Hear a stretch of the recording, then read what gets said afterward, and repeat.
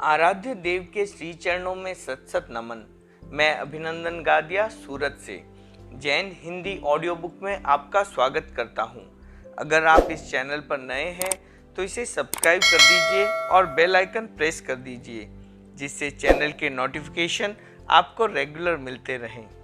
कल के अध्याय में हमने सुना था श्री जयाचार्य को हर कार्य के लिए एक कर्ता की नियुक्ति की आवश्यकता क्यों महसूस हुई, संघ में श्रम के साम्य का शिलान्यास कब हुआ, श्री जयाचार्य को किस प्रसंग से श्रम के समविभाजन की प्रेरणा मिली, श्री जयाचार्य ने मुनि मघवा को 5 वर्ष के लिए बारी से कार्य करने का संकल्प क्यों करवाया, सामूहिक कार्य कितने प्रकार के समझे जाते हैं, समुच के कार्य में कौन कौन से कार्य सम्मिलित किए हैं। जानिए बांटने के काम के बारे में, जानिए धड़े का काम के बारे में, पानी का काम किसे कहते हैं, चौकी में संतों का क्या काम होता है, परिष्ठापन कार्य और बाजोट का काम किसे कहते हैं, साज के कार्य में कौन कौन से कार्य सम्मिलित होते हैं, भोजन स्थान की सफाई और झोली आदि की सफाई कौन करता था, पात्रों की सफाई, पात्र प्रतिलेखन और पानी उठाना का कार्य कौन करता था, अन्य कार्य में किन कार्य को सम्मिलित किया जाता था, गोचरी की व्यवस्था वाले संतों का क्या कार्य होता था, पुस्तक प्रतिलेखन और स्थान प्रमाजन में संतों को क्या करना होता था, हाजिरी का प्रारंभ कब हुआ और उससे क्या परिवर्तन किए गए, हाजिरी क्यों उपयोगी सिद्ध हुई, श्री जयाचार्य ने साधियों के सिंघाड़े व्यवस्थित करने के लिए क्या किया, श्री जयाचार्य ने किन्हें और कब साध्वी प्रमुखा बनाया, 10 सिंघाड़े 33 सिंघाड़े कैसे बन गए।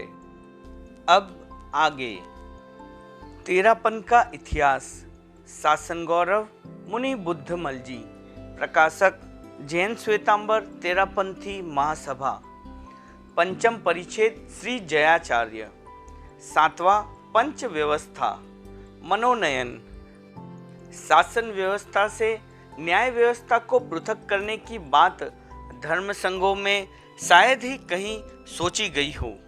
जयाचार्य ही प्रथम व्यक्ति कहे जा सकते हैं जिन्होंने सोचने से भी आगे बढ़कर इस और प्रयोगात्मक चरणन्यास भी किया।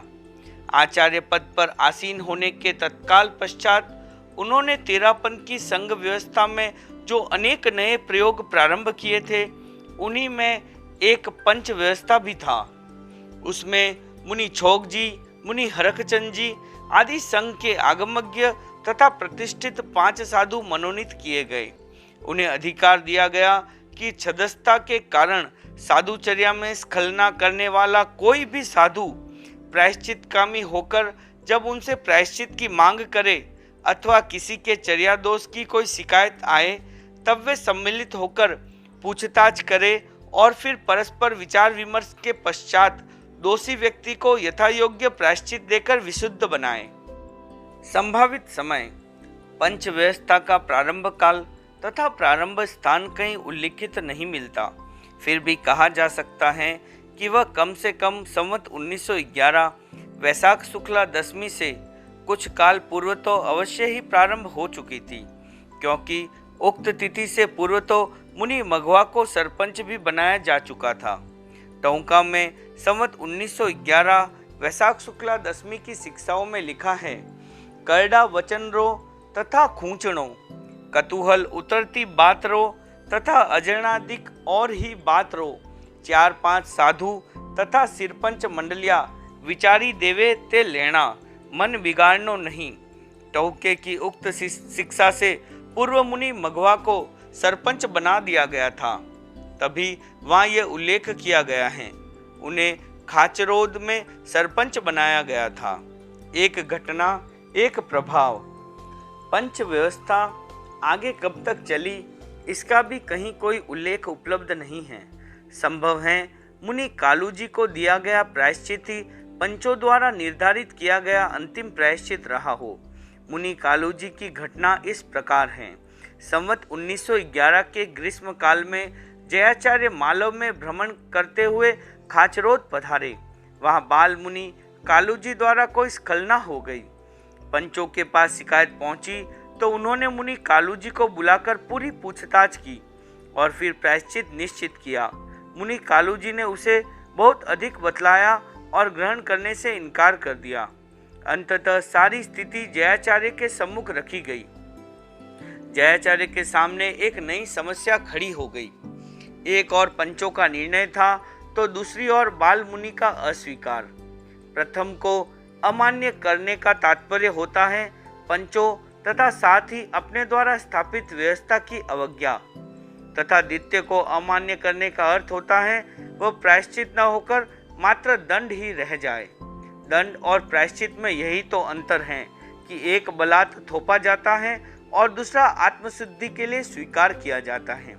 प्रथम में देना प्रमुख रहता है तो द्वितीय में लेना। अध्यात्म जगत में दंड देने की बात भाषा के साधारण प्रयोग के रूप में भले ही मान्य हो, वास्तव में तो वह प्रायश्चित लेना ही होता है। जयाचार्य ने उक्त समस्या का समाधान इसी वास्तविकता के आधार पर किया। उन्होंने बाल मुनि कालू जी से प्रायश्चित स्वीकार न करने का कारण पूछा तो उन्होंने पंचों की निष्पक्षता पर अविश्वास व्यक्त किया। उन्होंने जो बातें कही उनसे जयाचार्य को इस विषय पर पुनर्विचार करना आवश्यक प्रतीत हुआ। उन्होंने मुनि कालू जी से पूछा, तुझे किस पर विश्वास है? क्या तू मगजी के निर्णय को स्वीकार कर लेगा? मुनि कालू जी ने कहा, हाँ, उनका निर्णय मुझे पूर्णतः मान्य होगा। जयाचार्य ने तब पंच व्यवस्था को नया आयाम देते हुए कहा, पंच तो पहले से नियुक्त है ही, आज से मुनि मगजी को सरपंच नियुक्त किया जाता है। मुनि मगराज जी ने मुनि कालू जी से सारी घटना पुनः सुनी और फिर जो प्रायश्चित दिया उससे उन्हें पूर्ण संतोष हो गया। मुनि कालू जी की तत्कालिक समस्या तो सुलझ गई, परंतु लगता है पंच व्यवस्था से जो अपेक्षाएं रखी जाती थी वे सब धुमायित हो गई। शायद जयाचार्य को लगा कि इस व्यवस्था से अब निष्पक्ष न्याय की कोई आशा नहीं रखी जा सकती। उन्होंने तब उस व्यवस्था को स्थगित कर दिया। लगता है जयाचार्य की यही एक योजना ऐसी रही जो स्वल्पजीवी सिद्ध हुई। संभावित कारण। पंच व्यवस्था के स्थगित होने के अनेक संभावित कारण हो सकते हैं। उनमें एक प्रमुख कारण मुनि मगवा को सरपंच बना देना भी हो सकता है, क्योंकि उस समय वे केवल 14 वर्ष के ही थे। पूर्व नियुक्त सभी पंच उनसे दीक्षावृद्ध तो थे ही, साथ ही वयोवृद्ध तथा ज्ञानवृद्ध भी थे। वे सभी एक अल्पवयस्क बालक का इस प्रकार अपने ऊपर सरपंच बनना पसंद नहीं कर सके हो तो कोई आश्चर्य नहीं। यह भी संभव है कि कालांतर में जयाचार्य के विचारों में परिवर्तन आ गया हो और उन्होंने न्याय व्यवस्था को अपने हाथ में रखना ही हितकर समझा हो। उस स्थिति में पूर्व स्थापित व्यवस्था को सीधा ही भंग न करके उन्होंने प्रकारांतर से भंग करना चाहा हो। मुनि मगवा को सरपंच बनाना शायद उस प्रकारांत का ही प्रथम चरण न्यास रहा हो। फलस्वरूप पंचों में उभरे असंतोष को उन्होंने अपने नित्य चरण न्यास का हेतु बनाया हो। कैसे भी हुआ हो, पर इतना सुनिश्चित है कि शासन व्यवस्था से न्याय व्यवस्था के पृथक्करण का आदि स्रोत अपनी गहराई प्राप्त करने से पूर्व ही सूख गया। 8वां तीन महोत्सव विशिष्ट पर्व। जयाचार्य ने अपनी नवीन योजनाओं के अंतर्गत 13पन संघ को 3 महोत्सव भी प्रदान किए। जैन शासन में प्राय सर्वत्र मनाए जाने वाले पर्युषण, संवत्सरी, वीर जयंती आदि उत्सव तो परंपरा से उसे प्राप्त थे ही, पर ये 3 महोत्सव 13पन के अपने इतिहास से संबंध रखने वाले विशिष्ट पर्व बन गए। उनके नाम क्रमशः ये हैं। पहला पट्ट महोत्सव, दूसरा चर महोत्सव, तीसरा मर्यादा महोत्सव। 3 महोत्सव पृथक पृथक समय में पृथक पृथक प्रेरणाओं से चालू हुए थे। जयाचार्य मनुष्य के इस स्वभाव से काफी गहराई से परिचित थे कि उसे अपने उत्साह को नवीन रूप देने के लिए, अपने महापुरुषों में निष्ठा उद्दीप्त रखने के लिए और अपने संगठन को गौरवशाली बनाए रखने के लिए पर्व या उत्सव चाहिए। जिस समाज या संघ में अपने उत्सव नहीं होते वह हतोत्साह होता चला जाता है और एक दिन अपने पूर्वजों की सारी ख्याति को भूलकर अपने अस्तित्व की प्रेरणाओं को भी भूल जाता है। ऐसी स्थिति में वह हीन भावना से ग्रस्त होकर दूसरे किसी भी प्रेरणा स्रोत की ओर आकृष्ट हो जाता है। उसका मूल लक्ष्य उसकी आंखों से इतना ओझल हो जाता है कि वह खोजने पर भी इस निश्चय पर नहीं पहुंच पाता कि आखिर वह इस पद्धति को क्यों अपनाए हुए हैं। जयाचार्य ने तेरापंथ को इन महोत्सव के रूप में वे पर्व दिए जिनसे सारे संघ को नवीन प्रेरणाएं और नवीन उत्साह मिलता रहे तथा संघ का प्रत्येक व्यक्ति अपने लक्ष्य को सदैव सामने रखकर आगे बढ़ने के संकल्प से चलता रहे। पहला पट महोत्सव, संतों का आग्रह। तीनों महोत्सवों में सबसे पहले पट महोत्सव का प्रारंभ हुआ। जयाचार्य मालव यात्रा करते हुए संवत 1911 के शीतकाल में इंदौर पधारे। वहां काफी संख्या में साधु साध्वियां एकत्रित हुई। जयाचार्य के पदासीन होने की तिथि माघ पूर्णिमा निकट ही थी। कुछ व्यक्तियों के मन में यह प्रेरणा जागृत हुई कि उस दिन आचार्य श्री के गुणोत्कीर्तन की गीतिकाएं गाई जाए। संतों ने उस विचार को कार्य रूप देने का अवसर प्रदान करने के लिए जयाचार्य से निवेदन किया और स्वीकृति चाही। संभवतः उस समय जयाचार्य ने उस बात पर काफी संकोच ही अनुभव किया होगा कि उनके सामने उन्हीं के गुणों का उत्कीर्तन हो, पर संतों के भक्ति विहल आग्रह ने उनको मना लिया। उन्होंने प्रयोग के रूप में उसकी स्वीकृति दे दी। गुणोत्कीर्तन का उत्साह। पूर्णिमा के पूर्व ही संत सतियों में तथा गृहस्थों में उस दिन के लिए बहुत ही उत्साह देखा गया। अनेक व्यक्तियों ने आचार्य श्री की अभ्यर्थना करने के लिए नई गीतिकाओं का निर्माण किया। पूर्णिमा के दिन उन गीतिकाओं को जब जयाचार्य के समक्ष गाकर प्रस्तुत किया गया तो सभा में उत्साह की एक नई लहर दौड़ गई। भक्ति भावनाओं से पूरित गीतिकाओं ने श्रोताओं को भक्ति रस से सराबोर कर दिया। अनायोजित स्थापना। मनुष्य की मानसिक वृत्तियों के सूक्ष्म पारखी जयाचार्य ने जब श्रोतागण और गायकगण के उत्साह को देखा तो उन्हें अनुभूत हुआ कि ऐसे पर्व अत्यंत आवश्यक होते हैं। उनकी सूक्ष्म दृष्टि से यह बात भी छिपी नहीं रही कि ऐसे विशिष्ट अवसर साहित्यिक बुद्धि को जागृत करने में भी बड़े उपयोगी सिद्ध होंगे। यह पर्व तब से प्रतिवर्ष मनाया जाने लगा, किसी पूर्व आयोजन और उद्घोषणा के बिना ही केवल संतों की भक्ति भावना के आधार पर उसकी स्थापना हुई थी। तब से प्रतिवर्ष माघ पूर्णिमा की बाट देखी जाने लगी। जयाचार्य उसमें एक परीक्षण के रूप में केवल श्रोता बनकर बैठते और वक्ताओं के उत्साह आदि के साथ उनकी प्रतिभा के विकास का भी निरीक्षण करते रहते। पूर्णिमा और पटोत्सव। पटोत्सव जयाचार्य के युग में प्रारंभ हुआ, अतः उनके जीवन काल तक वह उन्हीं के पदासीन होने की तिथि माघ पूर्णिमा को मनाया जाता रहा। उनके पश्चात मघवागणी संवत 1938 भाद्र शुक्ला बीज को पदासीन हुए। उनके युग में उन्हीं की पदासीन तिथि को पटोत्सव मनाया जाना उपयुक्त होता, परंतु उन्होंने स्वयं को गौण करके माघ पूर्णिमा को ही पटोत्सव के रूप में महत्व दिया। अपने अंतिम वर्ष संवत 1949 तक उन्होंने वही क्रम चालू रखा। उस वर्ष वे रुग्ण थे, अतः अशक्त हो गए थे। फिर भी माघ पूर्णिमा के अवसर पर नई गीतिका बनाकर सभा में उन्होंने व्याख्यान करके सुनाई। संभव है उन्होंने अपने धर्मगुरु जयाचार्य को महत्व देने के लिए ऐसा किया। यह भी हो सकता है कि अपने लिए उत्सव मनाने में उन्हें संकोच का अनुभव हुआ। फिर भी मुनिजनों के आग्रह पर यदाकदा भाद्र शुक्ला बीज को भी गीतिकाएं गाई जाती थी, परंतु उन्होंने उस तिथि को पटोत्सव के रूप में कभी स्थिर नहीं होने दिया। वर्धमान से संबंध। मघवागणी के युग में पटोत्सव की तिथि भूतकाल से संबंध रही। उनके पश्चात संवत 1949 चैत्र कृष्णा आठम को माणकगणी पदासीन हुए। प्रथम वर्ष तो उन्होंने भी अपने पूर्ववर्ती आचार्य मघवागणी की पदासीन तिथि भाद्र शुक्ला बीज को ही पटोत्सव मनाया, परंतु उसके पश्चात प्रतिवर्ष वह चैत्र कृष्णा आठम को मनाया जाने लगा। फिर तो यह परंपरा ही स्थिर हो गई कि वर्तमान आचार्य जिस दिन पदासीन हुए हो उसी तिथि को प्रतिवर्ष पटोत्सव मनाया जाए।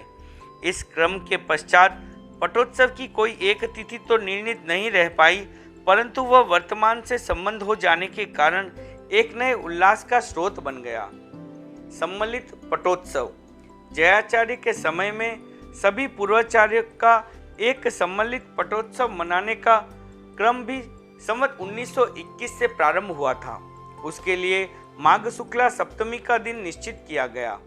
वही दिन स्वामी जी द्वारा निर्मित अंतिम मर्यादा पत्र का था, अतः मर्यादा महोत्सव के लिए भी निश्चित किया गया था। कई वर्षों तक वे दोनों महोत्सव सम्मिलित चलते रहे। कालांतर में मर्यादा महोत्सव प्रचलित रहा और सम्मिलित पटोत्सव विस्मृति में चला गया। दूसरा, चरम महोत्सव। संभवित उद्गम। चरम महोत्सव स्वामी भीखंड जी के स्मृति दिवस के रूप में प्रारंभ किया गया। उसका संभवित उद्गम काल संवत 1914 भाद्र शुक्ला 13 है। जयाचार्य का वह चातुर्मास बीदासर में था, अतः उस महोत्सव का प्रारंभ वहीं से हुआ। यह स्मृति दिवस स्वामी जी के जीवन की चरम तिथि को मनाया जाता है, अतः इसका नाम चरम महोत्सव रखा गया। यद्यपि उपयुक्त महोत्सव के उद्गम स्थल तथा समय का उल्लेख कहीं नहीं मिलता, फिर भी जयस सुजस में जहाँ जयाचार्य की साहित्यिक रचनाओं का विवरण प्रस्तुत किया गया है, वहाँ बतलाया गया है कि उन्होंने चरमोत्सव के उपलक्ष्य में 24 ढालों की रचना की थी। इसी कथन के आधार पर यह निष्कर्ष निकाला गया है कि प्रति महोत्सव एक ढाल जोड़ी गई हो तो यह महोत्सव उपयुक्त संवत और स्थान में ही प्रारंभ हुआ सिद्ध होता है। शाश्वत प्रेरणा स्रोत।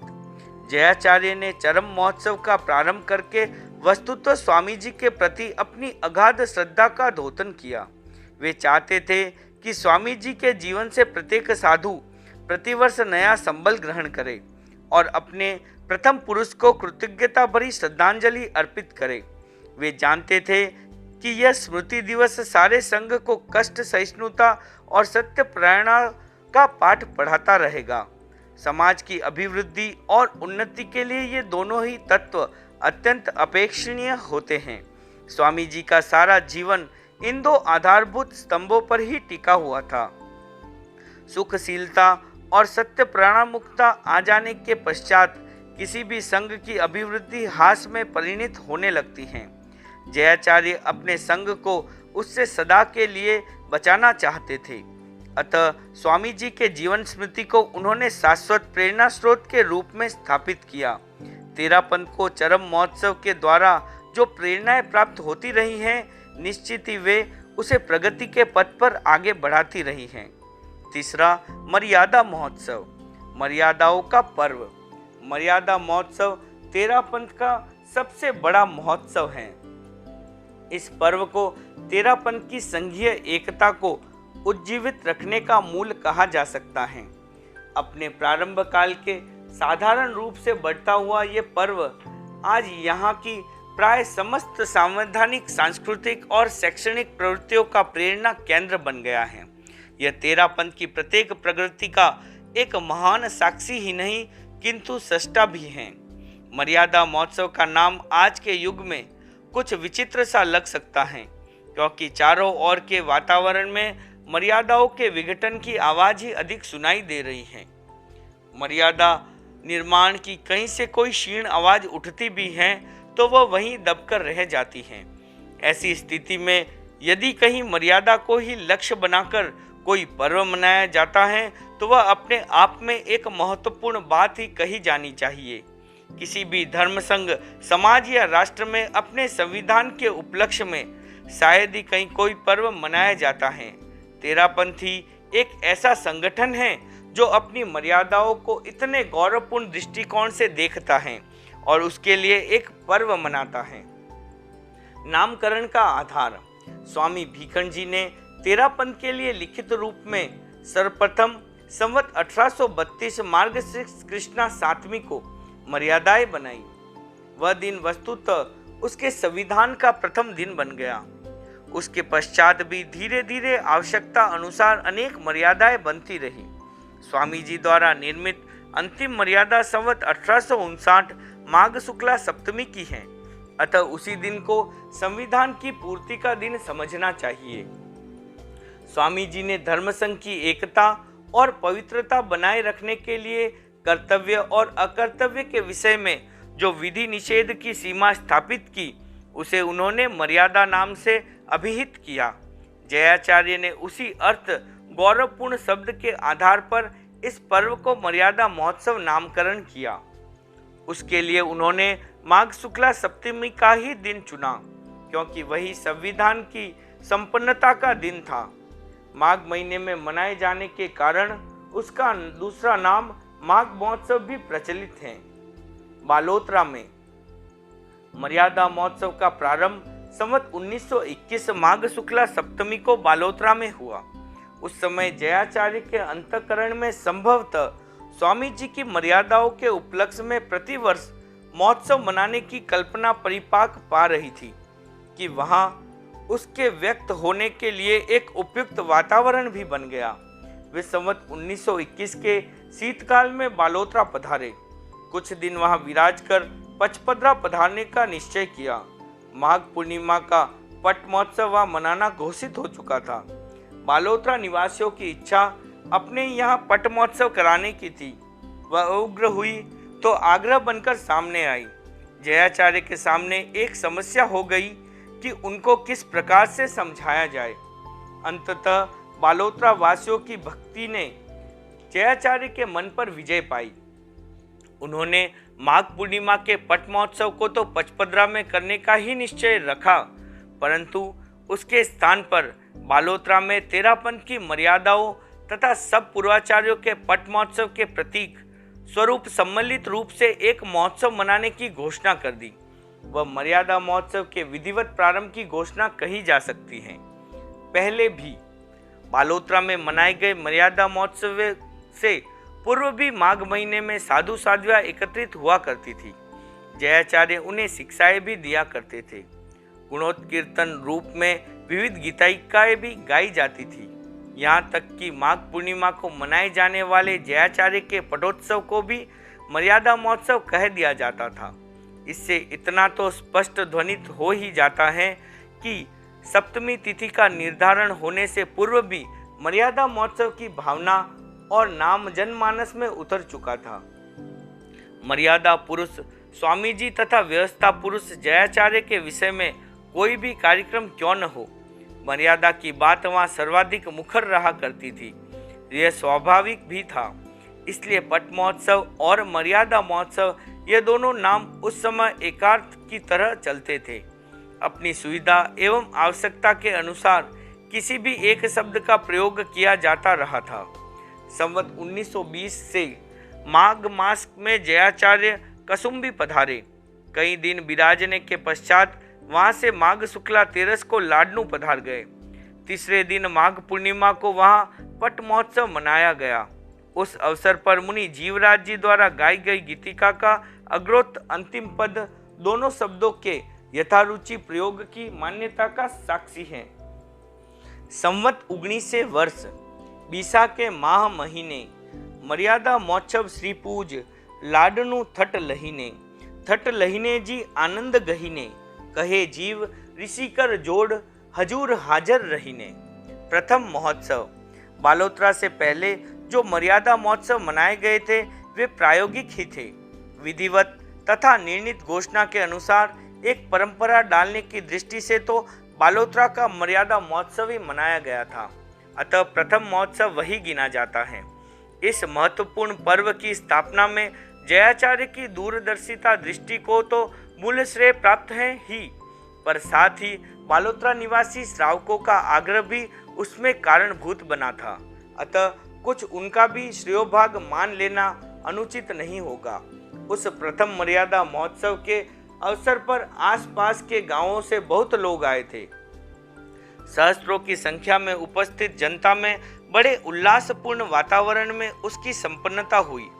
उस प्रथम मर्यादा महोत्सव से लेकर वर्तमान के मर्यादा महोत्सव तक का मनन करने से पता चलता है कि उसमें प्रतिवर्ष विविध प्रकार से विकास होता रहा है। प्रारंभ में यद्यपि वह माघ पूर्णिमा के पट महोत्सव के बदले में आयोजित किया गया था, परंतु बाद में अन्य सब महोत्सवों से उसका महत्व बढ़कर हो गया। पटोत्सव का प्रतीक। जयाचार्य द्वारा प्रारंभ में मर्यादा महोत्सव की तिथि को पूर्वाचार्यों के पट महोत्सव का प्रतीक भी माना गया था, पर वह भावना 2 वर्षों के पश्चात ही गौण या स्थगित हो गई मालूम होती है। संभवतः एक तिथि 2 विभिन्न उत्सवों को सम्मिलित रूप से मनाने के लिए पर्याप्त नहीं हो पाई। यह बात प्राय अप्रसिद्ध ही है कि प्रारंभ में मर्यादा महोत्सव और पूर्वाचार्यों के पट महोत्सव को सम्मिलित रूप में मनाने के लिए एक ही दिन निश्चित किया गया था। जय सुजस में भी इसका कोई स्पष्ट उल्लेख नहीं किया गया है, परंतु जयाचार्य द्वारा विरचित महोत्सवों की गीतिका से यह सारी स्थिति स्पष्ट हो जाती है। प्रथम महोत्सव के अवसर पर गाई गई गीतिका में उन्होंने कहा है, स्वाम चरम मर्यादा गणिपट महोत्सव मंगल माल, 19 से 21 से जोड़ी जय जस हरस विशाल।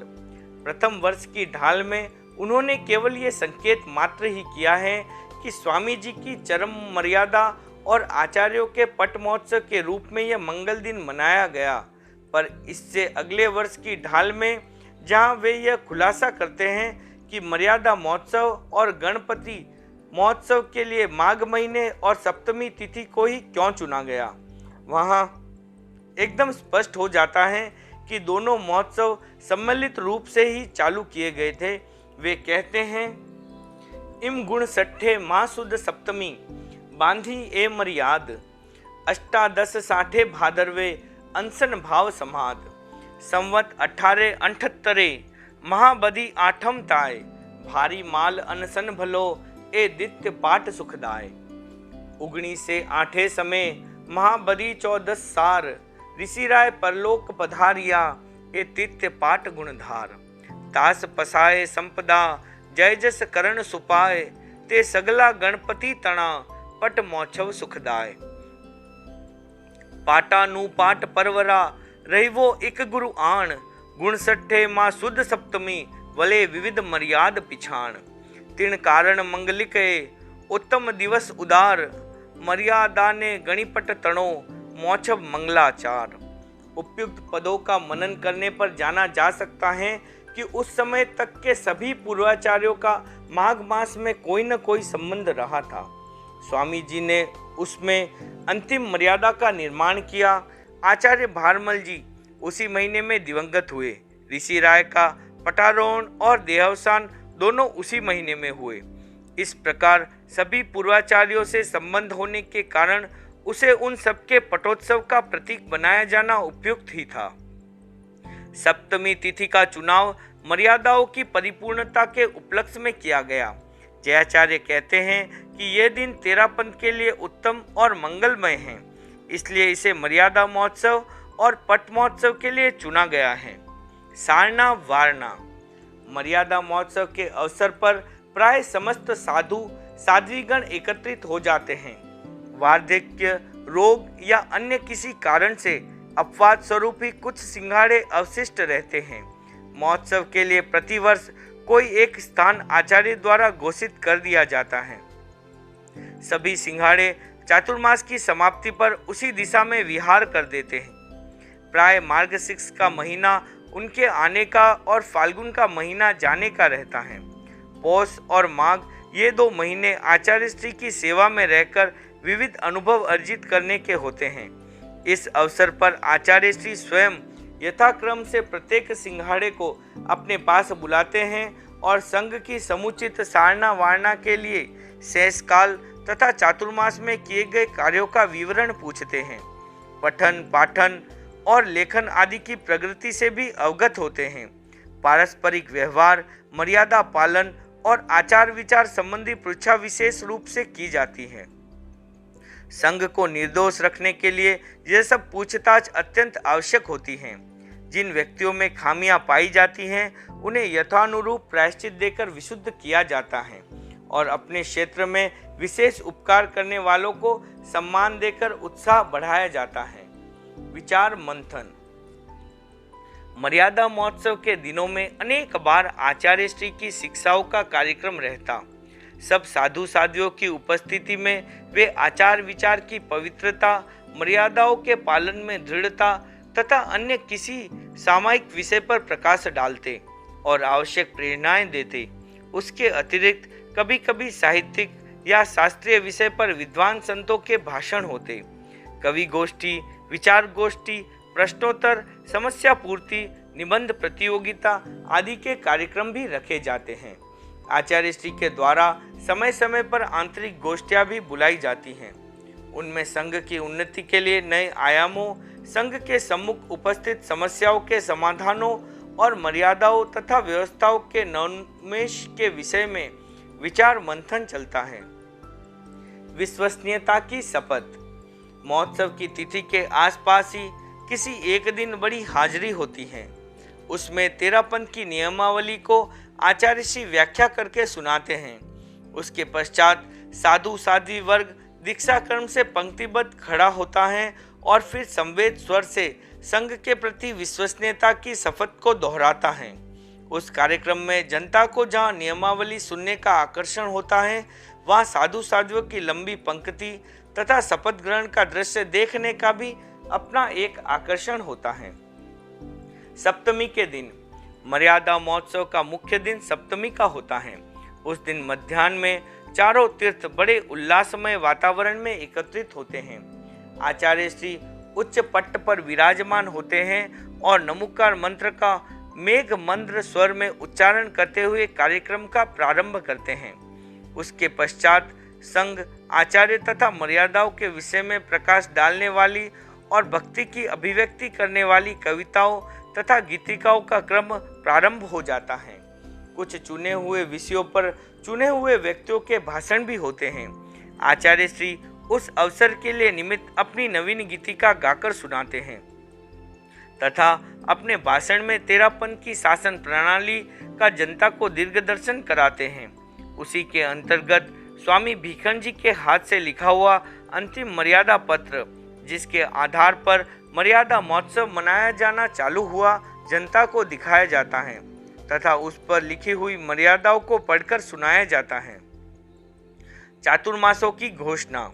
मर्यादा महोत्सव के अंतर एक ऐसा भी कार्यक्रम होता है जिसकी तुलना लॉटरी खुलने से की जाती है। साधु साध्वियों के लिए ही नहीं, श्रावक श्राविकाओं के लिए भी उसका आकर्षण कम नहीं है। प्राय सभी उत्कंठापूर्वक उसकी प्रतीक्षा करते रहते हैं। वह कार्य है चातुर्मासों की घोषणा। आचार्य श्री उस समय चातुर्मासिक क्षेत्रों के लिए साधु साध्वियों की नियुक्ति करते हैं।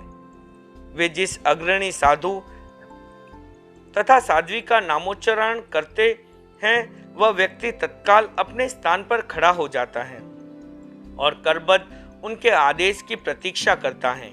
किसी एक ग्राम या नगर का नामोल्लेख करते हुए आचार्य श्री तब उसे वहां चातुर्मास करने का आदेश देते हैं।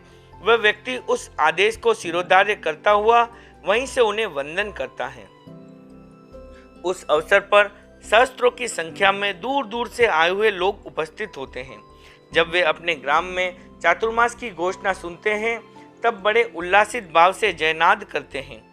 अग्रणी तथा स्थान की नियुक्ति के साथ वहां की जनता तथा निर्दिष्ट अग्रणी के मानस पर उभरने वाले तृप्ति के भाव वस्तुतः तेरापंथ की शासन प्रणाली की उच्चता के द्योतक होते हैं। आचार्य श्री के द्वारा उद्घोषणा करने से पूर्व प्राय किसी को यह पता तक नहीं होता है कि इस वर्ष उन्हें किधर विहार करना होगा। श्रावकों के लिए ये नियम है कि वे किसी साधु या साध्वी विशेष का नाम लेकर अपने वहाँ चातुर्मास कराने की प्रार्थना न करें। इसी प्रकार साधु साध्वियों के लिए भी यह नियम है कि वे किसी क्षेत्र विशेष का नाम लेकर अपने चातुर्मास की प्रार्थना न करें। इसलिए जिसको जहाँ जाने का आदेश दिया जाता है, वह वहाँ के लिए अपने आप को सदैव प्रस्तुत ही रखता है। चातुर्मास की घोषणा का कार्यक्रम प्राय वसंत पंचमी के दिन से प्रारंभ हो जाता है। उस दिन सर्वप्रथम लाडनू में स्थित वृद्ध साध्वियों की सेवा के लिए नियुक्ति की जाती है। उसके पश्चात मुख्यतः मर्यादा महोत्सव के दिन से ही चातुर्मासों की घोषणाओं का सिलसिला पुनः प्रारंभ होता है। वह फिर अनेक दिनों तक प्रातः या मध्याह्न में महोत्सव के पूरक कार्यक्रमों के साथ साथ चलता रहता है। महोत्सव के पश्चात मर्यादा महोत्सव संपन्न होने के पश्चात शीघ्र ही सिंघाड़ों का विहार होना प्रारंभ हो जाता है। विहार से पूर्व प्रत्येक अग्रणी को एक पर्ची दी जाती है। उसमें विहार क्षेत्र के ग्राम लिखे होते हैं। उस पर्ची में निर्धारित ग्राम मंडल को चोखला कहा जाता है। प्रत्येक सिंघाड़ा शेष काल में अपने अपने चोखले के ग्रामों में विहार करता है और फिर चातुर्मास के लिए निर्दिष्ट स्थान पर पहुंच जाता है। इस क्रम से प्राय सभी क्षेत्रों की प्रतिवर्ष संभाल होती रहती है। कल के अध्याय में हम सुनेंगे श्री जयाचार्य को कैसे आंतरिक संघर्षों का सामना करना पड़ा। जयाचार्य के किन कार्यों से कुछ साधु अपना धैर्य खो बैठे। अपने उत्तराधिकारी के लिए उन्होंने किन 3 नामों का चयन किया और उनमें से किन का मनोनयन हुआ। मगजी के उन्नयन पर किन को दुविधा हुई। थाप उत्थाप का प्रसंग। जयाचार्य के शासनकाल में किसने विद्रोह की तैयारी की थी। जयाचार्य के समय में कौन से 2 विस्फोट हुए। मुनि चतुर्भुज जी के मायाचार के बारे में छोक जी से क्या लिखत करवाया गया। टोलकर संतों ने अपने संघ का क्या नाम रखा। छोक जी का क्या अनुमान गलत सिद्ध हुआ। ओम अरहम।